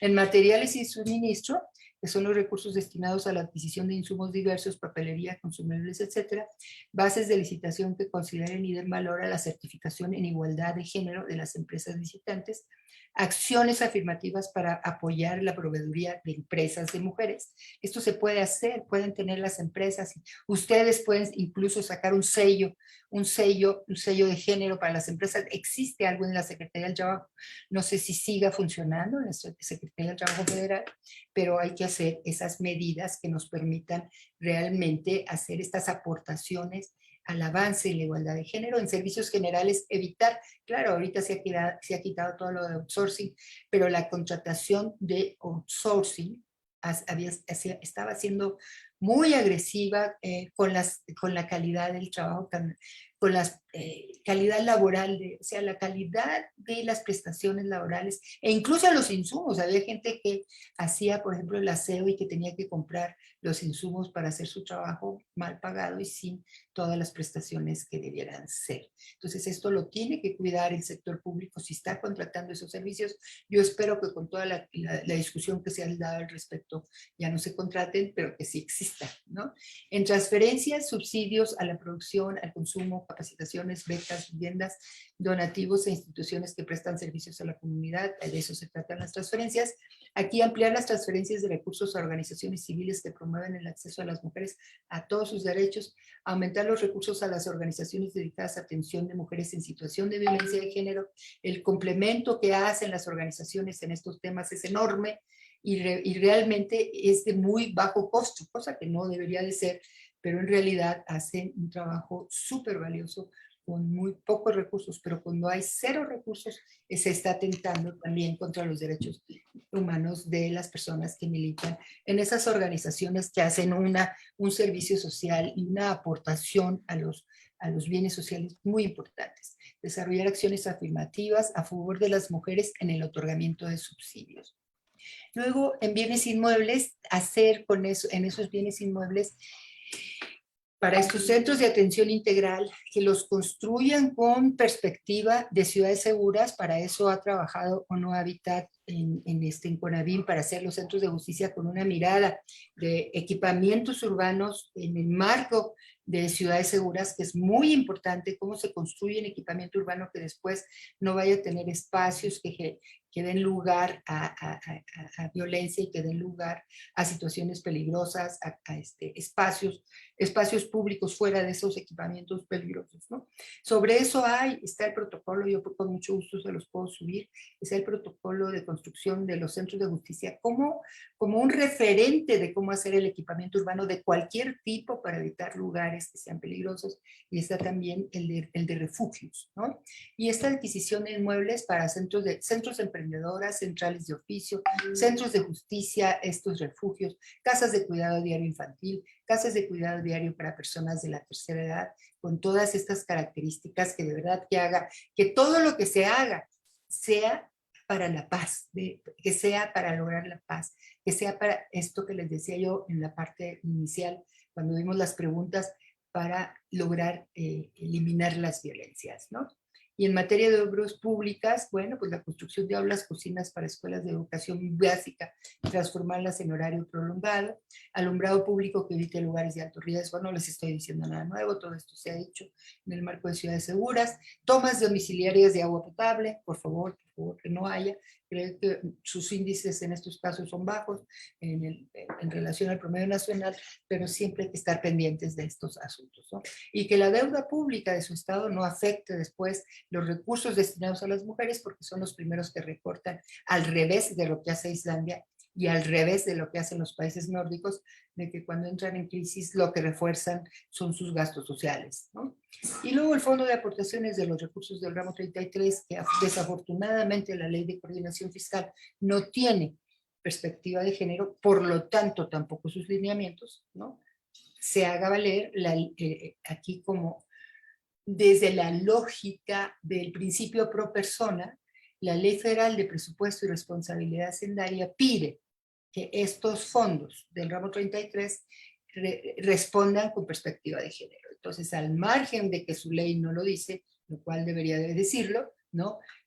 Recurramos a la Ley Federal de Presupuesto y Responsabilidad Hacendaria para hacer lo que debemos de hacer como servidores públicos. Y bueno, aquí está un resumen de las clasificaciones de gasto y desde dónde viene, ¿no? Desde dónde viene y todo lo que les he estado comentando que se hace. La administrativa, que responde a quién gasta, y que son las leyes orgánicas de la administración pública, que si se logran reformular y hacer con perspectiva de género sería el ideal. Ya voy a acabar, no me va a dar tiempo del otro, pero creo que termino. La funcional, la programática, que nos dice qué se gasta y que está en todos los programas sujetos a reglas de operación que provienen del Programa Nacional de Desarrollo y de sus programas sectoriales. Tenemos por objeto de gasto, que son los capítulos, que fue lo que desarrollé con más cuidado, y tenemos la económica, ¿cuál es su impacto? O sea, ¿qué tanto invierto? Y si ustedes están haciendo programas de inversión, que estos sean a tiempo, bien diseñados, con todo lo que se requiere para hacer programas de inversión de alto impacto social, porque eso es lo que hace el sector público, y la orientación hacia las inversiones privadas también tenga esas directrices. Y bueno, creo que hasta aquí me dio el tiempo. Voy a dejar de compartir y adelante, Leonor.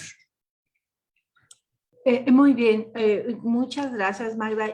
Yo quisiera aprovechar estos breves momentos para comentarles a todas las personas que nos hacen el favor de acompañarnos que dentro de la lógica de gestión presupuestal, quisiera recordar algunas experiencias que hemos tenido, Magda, en años anteriores con la gestión del presupuesto. Por eso es muy importante, Mayra, que está en la Cámara de Diputados, la diputada Michelle, que conozcan, ¿verdad? Que la gestión del presupuesto, a ellos ya les va a tocar hacer el trabajo de etiquetación interna, pero hay previo en la etiquetación de recursos federales y que se hace un lobby espléndido, ¿no? En ese tiempo, pues lo hace el gobernador o gobernadora junto con su... ¿Te acuerdas cuando Peña Nieto nos paró nuestra reunión? ¿Te acuerdas cuando era gobernador del Estado de México? Tuvimos nosotros en la Cámara de Diputados una reunión con el CEAMEC y presupuestos etiquetados al género. Y nos dijeron, se suspende porque ahí viene el gobernador Peña Nieto con todos sus diputados a gestionar el presupuesto. Es algo muy interesante que uno acá desde lo local, son negociaciones fuertes de los gobernadores junto con sus diputados federales y sus diputados locales, ¿no? Entonces, eso es como para ahorita ya no lo alcanzamos porque acabamos de tener a nuestro gobierno nuevo, ¿verdad? Pero el próximo año sí se puede hacer, sobre todo en términos de política pública, ¿verdad, Magda? Así, claro, es un gran tema y efectivamente el Estado de México se llevó la tajada de pastel, ¿verdad? La gran y que tiene obviamente que ver con la población, con el histórico de los gobiernos que gestionan los recursos. Ese es mi comentario. Gracias, Magda.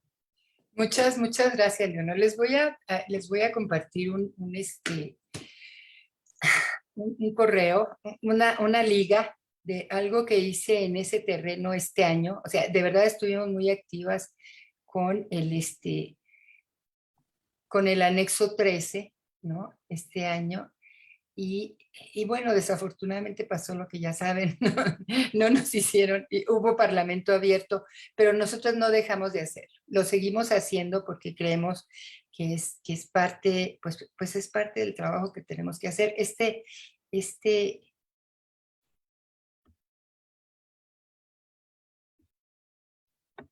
Maestra, una disculpa. Se fue la voz. Magda, te mutearon. Me mutean todo el tiempo. A ver, déjenme, les voy a mandar esto para que, se los voy a mandar al de grupo para que lo suba Deni. Ya se fue, ¿no? Y otro que les iba yo a mandar, el de la dona, ese después se los mando. ¿Alguien más que quiera hablar? Me encantó lo que dijiste, Leonor, de verdad que son experiencias muy poderosas, porque a pesar de que iba a llegar, creo que sí nos quedamos, ¿verdad? Nos quedamos y seguimos trabajando. No sé qué hicimos, pero yo no me acuerdo. Sí nos cerraron el Congreso, pero ya estábamos todas adentro y ahí es más difícil que nos fuéramos y estábamos en el CEAMEC. Sí, son experiencias muy impresionantes y muy, pues, ¿qué les puedo decir? Muy aleccionadoras. Es cuando más aprendemos, cuando vamos a negociar con el poder, ¿no? Porque el poder no otorga, además, y eso lo decía Obama, ¿no? Entonces necesitamos negociar con el poder, ¿no? Magda, hay una pregunta interesante con el tema de la deuda, que era el que estabas exponiendo, de parte de Enrique Higuera. Si me permites, te la leo. Sí. En el caso de la deuda, ¿por qué se menciona en el capítulo 70,000? Es para generar una previsión. Incluso no sé si quisieras desarrollarlo un poco más, Enrique. Me imagino que es la clasificación de CONAC sobre deuda externa. Sí, de hecho, esa era mi duda, si es porque dentro de este capítulo están contemplando, bueno, el capítulo de 7,000, que no era de deuda, según yo, era porque se contemplaba como una previsión precisamente para incentivar las diferentes acciones de presupuestos participativos donde se involucre precisamente pues esta situación de equidad de género. Enrique, déjame buscarlo a fondo, porque sí no está en el capítulo de deuda, por lo que estás diciendo. Déjame buscarlo a fondo a ver qué, y te contesto la próxima vez, ¿no? Para tener más elementos. Yo creí que te había sido por el lado de que yo decía que la deuda interna no era tan grave. Vaya, la deuda interna no es grave, pues la deuda nunca ha sido mala. O sea, la deuda es buena. La deuda es buena siempre y cuando la utilices para para hacer acciones que te permita aumentar el potencial de crecimiento, el potencial de la generación de riqueza, y que se haga el estudio correspondiente para ver de qué manera van a regresar esos recursos que se utilizaron para hacer lo que fuese, ¿no? Entonces déjame ver eso, porque sí, las previsiones tienen que hacerse de manera muy cuidadosa. O sea, si yo quiero, siempre es lo que nos dicen, a ver, ¿y de dónde vamos a sacar los ingresos? Bueno, pues hay que hacer la previsión, ni modo que no haya nada, porque hay cosas que no, bueno, la mayoría de las cosas nuevas no existían. Entonces, si el argumento es no hay una previsión para ello, pues nunca existirían cosas nuevas, ¿verdad? Entonces, lo que se tiene que hacer es cuál es el costo-beneficio. O sea, fíjense, por ejemplo, hay unas estimaciones de cuánto nos cuesta la violencia contra las mujeres. Y eso lo tienen ya en su documento, ¿eh? Ya los tienen en la parte del documento de la Ciudad de México sobre violencia de género. Hay unas violencias de género, una relativa al tema de violencia de pareja, que cuesta entre 1.6 y 1.2 del Producto Interno Bruto local, de donde se haya hecho el estudio. Imagínense ese costo que se acerca a lo que nos cuesta salud, toda, ¿no? Entonces, ¿qué es lo que tenemos que hacer? Bueno, pues gastar para lograr ese servicio, esa acción, ese equipamiento, eso, para reducir ese gasto. No podemos estar gastando 1.2% en gastos ocultos. No es que sean ocultos, sino que no están contabilizados y expuestos, porque nos cuesta en materia de salud, nos cuesta en materia de ingresos. Las mujeres son menos productivas cuando son sujetas de violencia extrema con su pareja. O sea, nos cuesta en el sistema judicial, nos cuesta en la capacidad de esa empresa de poder competir internacionalmente, porque tiene entre ellas personal de mujeres que están por detrás de la productividad media. O sea, nos cuesta por todos lados. Entonces, si hacemos esos estudios costo-beneficio, vamos a saber que en todos los casos la violencia cuesta mucho más que el que no exista, ¿no? Entonces, esos son los argumentos como para dar presupuesto a aquellas cosas que les parecen descabelladas. No son descabelladas, están de por medio incluso vidas, ¿no? Entonces, ponme bien el dato en el chat, Enrique, por favor, y lo reviso, ¿no? ¿Para qué les ponen esa parte de la deuda en ese capítulo 7? Perdón, Magda, también te compartí en tu chat personal, en tu correo, un análisis financiero que hacen de gobierno del Estado, una organización civil local muy interesante que tienen varios años preocupados por el tema de cómo gasta el gobierno de Baja California su dinero, en qué lo gasta, y también tiene ejercicios de los ayuntamientos, ¿no? Y te mandé ahí también una nota de nuestro ayuntamiento de Mexicali, nomás para tu brevario cultural. No, ¿cuál breviario cultural con lo que tengamos que sacar en este curso? O sea, por supuesto que lo veo con mucho cuidado y vamos alineando. A mí lo que me interesa muchísimo es que ustedes tengan elementos para la consideración. Dejemos de usar la palabra de etiquetación, porque la etiquetación como que nos da un pedacito de algo y casi que nos están haciendo el favor. No. En realidad el recurso tiene que venir para reducir esas desigualdades que están teniendo efectos realmente devastadores, ¿no? Entonces, que tengamos recursos para las alertas de violencia de género. Ya lo que hice fue sacar cuánto les destinó la federación este año. Eso ya lo tengo y creo que ya hasta se los mandé, ¿no? Ya está el cuadrito de cómo tienen etiquetados los recursos desde la federación para que sepan cuánto transversalidad, cuánto becas, cuánto, pues en los recursos que se etiquetaron. Curiosamente, lo que veo en esas etiquetaciones es que no está todo lo que se nos etiqueta, ¿no? Por ejemplo, ahorita me acuerdo más el de Chiapas porque ayer lo estuve viendo y ustedes lo hice hace una semana y no me acuerdo exactamente, que hay renglones de etiquetación que son muy poderosos, ¿no? Que no están desagregados para los estados. Entonces, las pensiones, por ejemplo, no está desagregada las pensiones que les tocaría a cada estado. O sea, todos estos renglones que tienen muchísimos recursos y que eso sería ¿qué les puedo decir? Una acción de transparencia y de integralidad de que los estados sepan con qué recursos, seguramente no les van a llegar a ellos, seguramente sus delegados federales son los que van a hacer esa repartición, pero por lo menos que ustedes conozcan la derrama, porque esa derrama es importante, porque ustedes al hacer sinergia, porque somos un país federal, ¿no? Al hacer sinergia con lo que hace la federación, pues ustedes también puedan señalar a cuántas personas han recibido la pensión para adultos mayores, mujeres y hombres, ¿no? Entonces, bueno, esa sería un poco mi reflexión con este anexo que lo da Hacienda a través de transparencia presupuestal, ¿no? La página de transparencia presupuestal, y que lo que hago es filtrar. Voy filtrando, saco Baja California y puedo saber cuánto y dónde les van a dar el recurso para 2022. Ok. Maestra, muchas gracias. Edeni, hay otra pregunta también de Teresita Gallardo. Sí, Teresita pregunta. En la inclusión del gasto dentro del presupuesto sensible al género, ¿se debe considerar la igualdad del hombre y la mujer al 100%? Es decir, con los mismos porcentajes. No, eso era lo que les decía, no tiene que ver con la población, tiene que ver con las desigualdades. ¿A dónde voy a poner los recursos? A donde están las mayores desigualdades.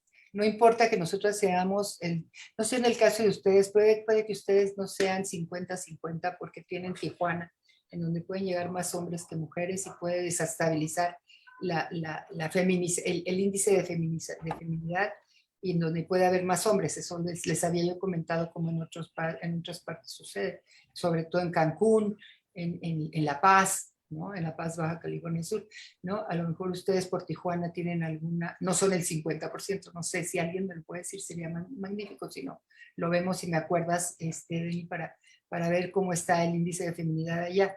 No, no tiene que ver con el tamaño de la población, tiene que ver con el tamaño de las desigualdades, ¿no? O sea, y eso les ayuda a ver las desigualdades, lo que vimos en las sesiones pasadas, estos indicadores de la ENOE, por ejemplo, ¿no? Esas desigualdades que pueden estar en el ámbito laboral, ¿no?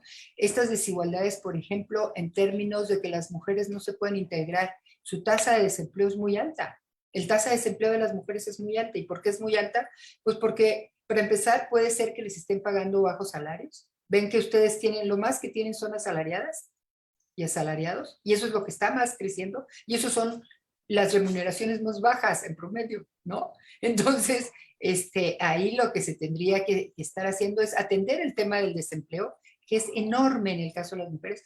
Cuando analizamos, por ejemplo, el tema del desempleo en una matriz de indicadores a través de marco lógico, podemos ir preguntando por qué es, y bueno, el mismo INEGI nos los contesta, no de manera muy precisa, pero nos dice que son personas que ya no buscan trabajo porque no les conviene, porque les pagan menos de lo que o sea, van a tener menos ingresos de lo que les significa trabajar, porque no tienen quien cuide y no les va a alcanzar el recurso que les pagan para poder contratar a alguien que cuide, ¿no? Porque ya son viejas y ellas dicen, pues ¿para qué pido trabajo? No me lo van a dar, o sea, están contratando solamente jóvenes.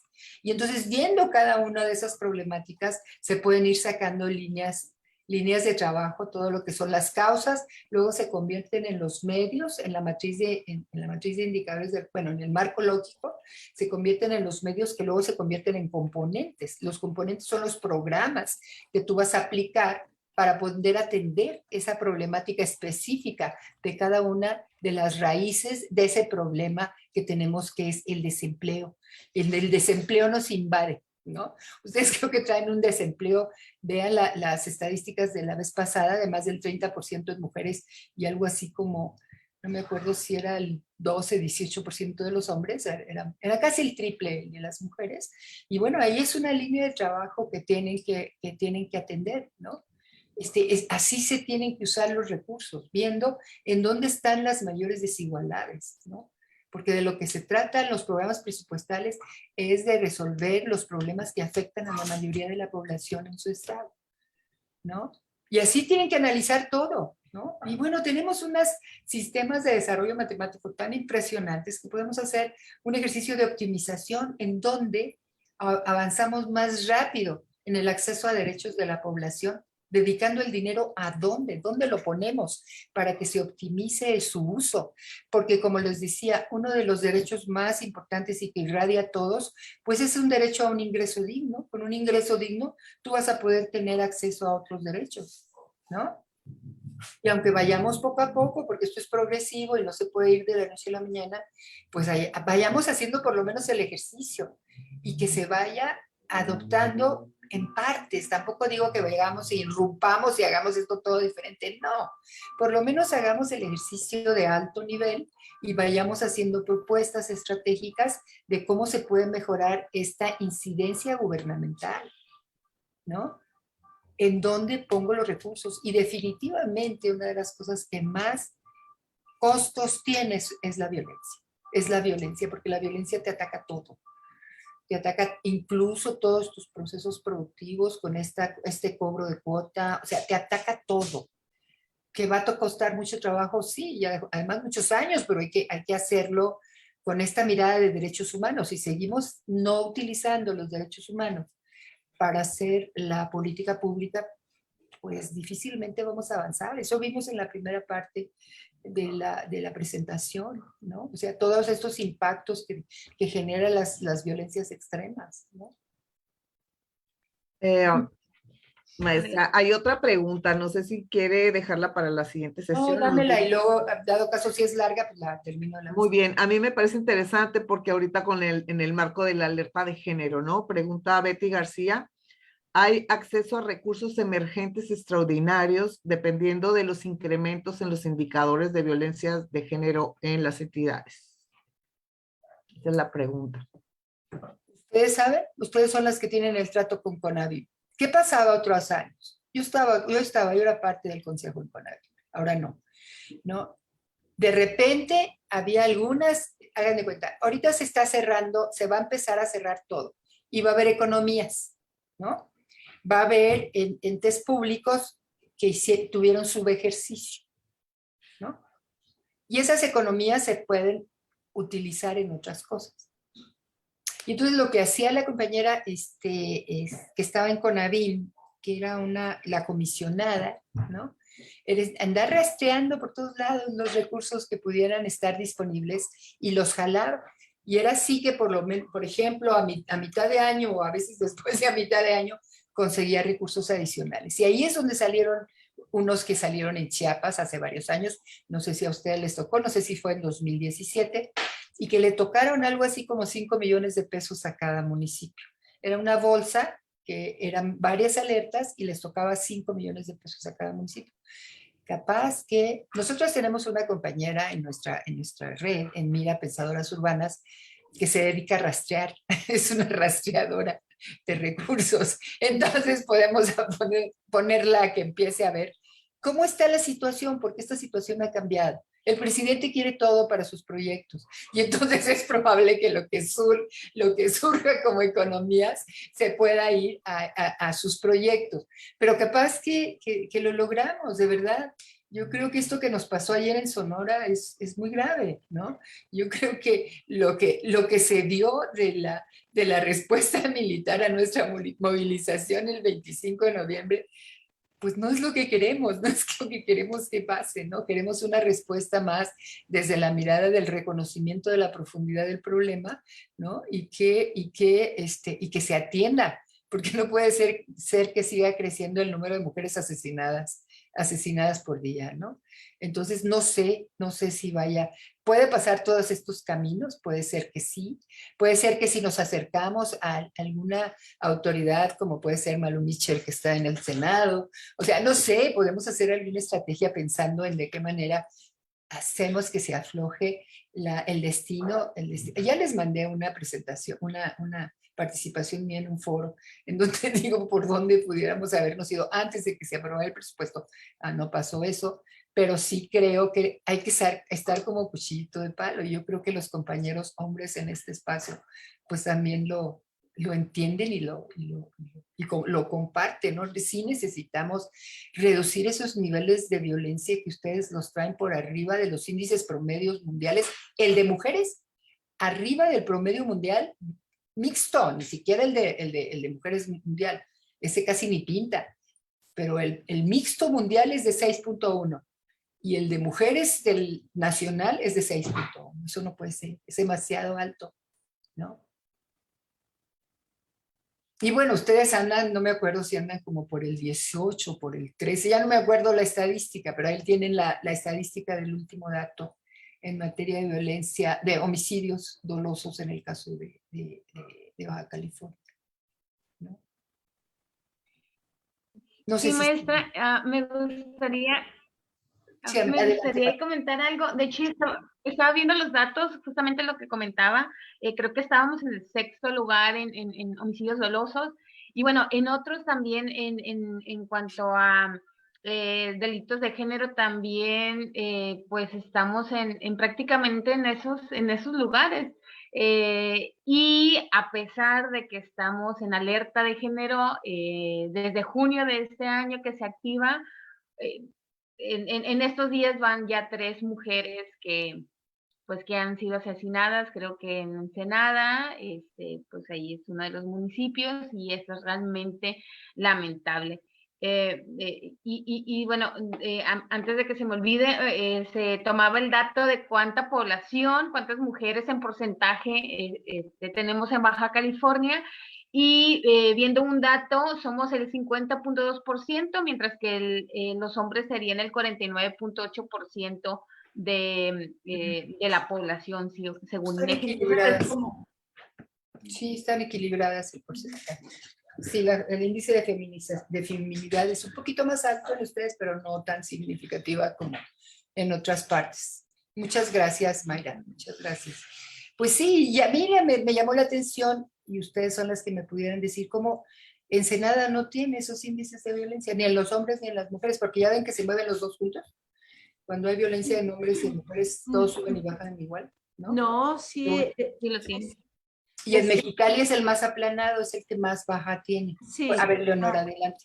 sí, perdón No, no es Mexicali, creo que es Ensenada. A ver, acuérdenme, ¿cuál era? pero Ensenada tiene Ensenada. muy altos niveles de violencia junto con San Quintín, que es el que, porque San Quintín tiene una población migratoria muy alta, de migración indígena en agricultura sobre todo. Por eso tiene altísimos índices de violencia. Luego, pues Ensenada, Mexicali es el más aplanado. Es el más aplanado, ¿verdad? Es Mexicali. Sí, Sí. sí. Ahora, ¿tú me podrías decir por qué ahí no hay derecho a piso, ahí no está el crimen organizado? ¿O qué pasa en Mexicali como para poder hacer hipótesis de por qué ahí no está? Lo que pasa es que yo creo que Mexicali es una ciudad como muy más tradicional, más conservadora, un poco más agrícola, ¿verdad? Tijuana, por ejemplo, es una ciudad muy abigarrada, con unos fuertes corrientes migratorias. Yo cuando iba a Tijuana, cada semana hay 4 colonias nuevas que se arman en Tijuana por invasiones, por movimientos. Ahorita, de hecho, hay un movimiento fuertísimo que llegaron oleadas de migrantes. Es decir, Tijuana afronta más la corriente migratoria, ¿no? Con más problemas, en el caso, pues, de las ciudades, ¿no? De Baja California, ¿no? Entonces, tiene que ver con patrones migratorios, porque, pues, nosotros somos un ente con un fuerte impacto migratorio, nos pega mucho. Por ejemplo, ahorita tenemos una comunidad de haitianos muy fuerte, que ya se convirtió en una corriente migratoria de haitianos, que ya tienen sus viviendas, sus casas, ellos ya invadieron casas que están abandonadas, ¿no? Y pues legítimamente, ¿no? Entonces, los patrones son diferentes. En Tijuana son diferentes, los de Mexicali también son diferentes, ¿no? Entonces, hay muchas cosas que explican términos de violencia y en términos de cárteles, ¿no? Como tú comentas. Miren, a nosotros nos cerraron Caléxico porque en Caléxico, todos los bancos de Caléxico, todos los cerraron, ya no tenemos banca, los mandaron hasta el centro California. ¿Por qué? Porque ahí se lavaba mucho dinero del cártel de Sinaloa. Era una plaza Mexicali del cártel de Sinaloa. Ahorita no sé cuál cártel esté, la verdad, pero lavaban muchísimo dinero. Y en Tijuana era el cártel de los Leiva, ¿no? Entonces, ahorita la verdad no sé cómo estén divididos los territorios en términos de narcotráfico, porque también esto no hay que asustarse, ¿verdad? El narcotráfico es algo real que existe y tiene mucho que ver con esos niveles de violencia, ¿no? Y las formas en que se da la violencia, por un lado, esta violencia criminal o de narcotráfico, y otra la violencia común y corriente también, ¿verdad? Entre comillas, la cultural, ¿no? Muy bien. Muchas gracias, Leonor, por la explicación. Y como que Maestra, ir poniendo, ir haciendo una síntesis de esto, ¿no? O sea, yo presenté, les decía en la primera parte, unas líneas de vínculos o de orígenes de la violencia, véanla, ¿no? Y vayamos bajándola para hacer una especie de modelo explicativo, ¿no? Ya sé que hay mucho al respecto, pero así con la cotidianidad y como vemos que se mueven las cifras, porque, por ejemplo, si Tijuana tiene un índice de violencia muy alto, pero no es diferente a los otros municipios que tienen violencia alta en Baja California. Te digo, la única que se diferencia es Mexicali, pero los demás también. Lo que pasa es que Tijuana es el que tiene más población, creo que es la mitad de la población del estado, y eso hace que, bueno, el número de asesinatos son mucho mayores, pero al hacer la tasa dividida por el tamaño de la población, el cálculo que se pide de parte de las agencias internacionales para hacer comparaciones a nivel mundial es por cada 100,000 habitantes. O sea, ¿cuántos homicidios dolosos por cada 100,000 habitantes? Entonces yo necesité hacer toda la serie completa, porque no es difícil esas estadísticas, como les dije antes, para poder hacer las tasas, ¿no?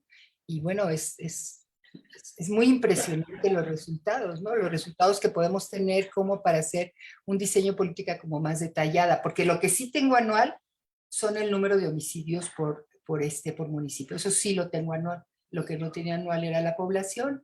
Con esta interpolación me salió muy bien y me salió muy bien el dato, no la situación, esa no está bien, ¿no? Y podemos seguir pensando sobre todo en términos de la alerta de violencia de género, porque pues tenemos que ver todas las vertientes, o sea, qué pasa en un lugar, qué pasa en otro, ¿no?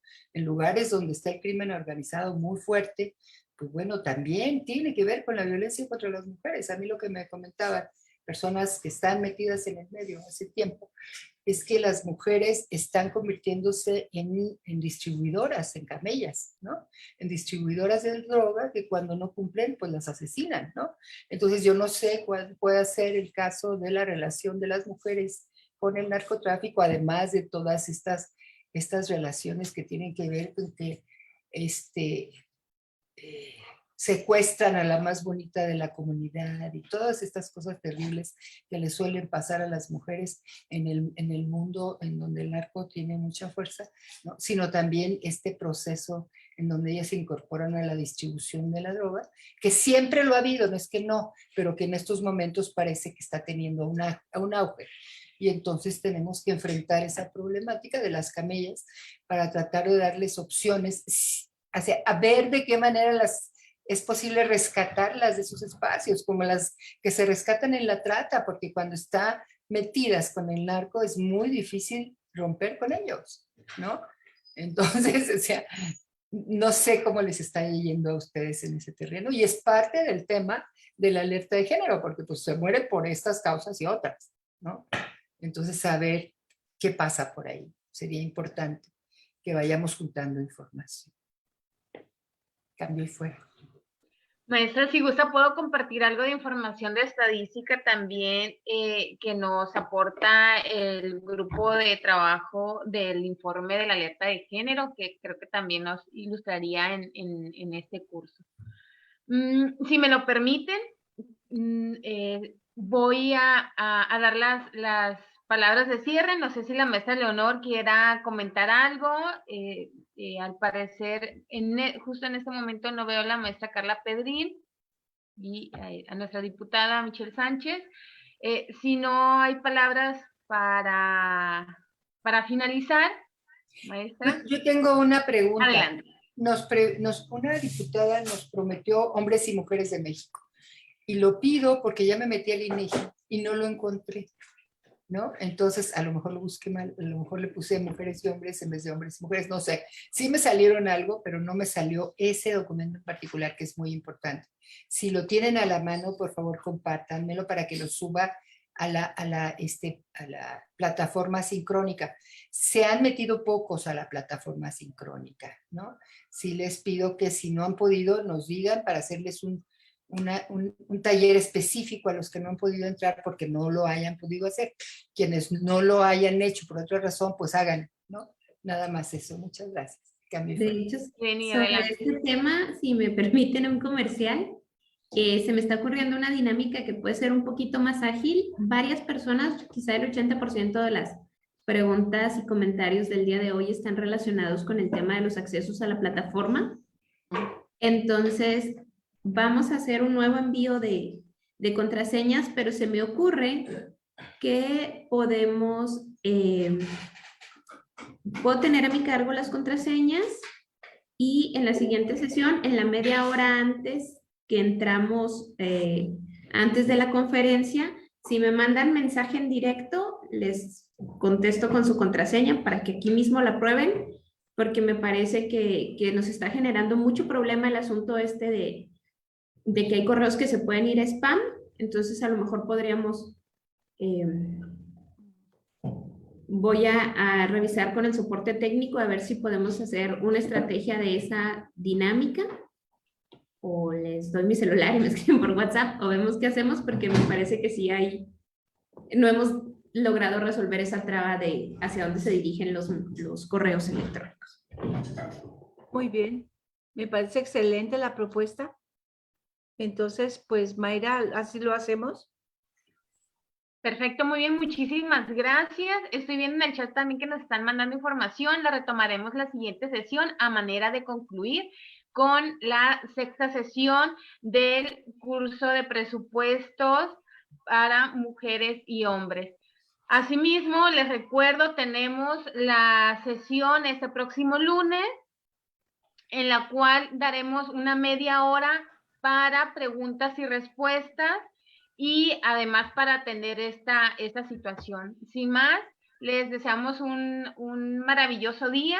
Recuerden que hay mucha información en la plataforma y que sería muy, de una manera, las preguntas que se den próximo lunes tendrían la aportación de lo que ya se vio el día de hoy, por lo cual es muy importante accedan a esta información y sus preguntas puedan ir y abonar a este curso. Sin más, agradecemos, maestra Magdalena García, muchísimas gracias, maestra Leonor Maldonado, directora del Instituto Municipal de la Mujer, Instituto de la Mujer del municipio de Mexicali, muchísimas gracias, gracias a los equipos que nos acompañan.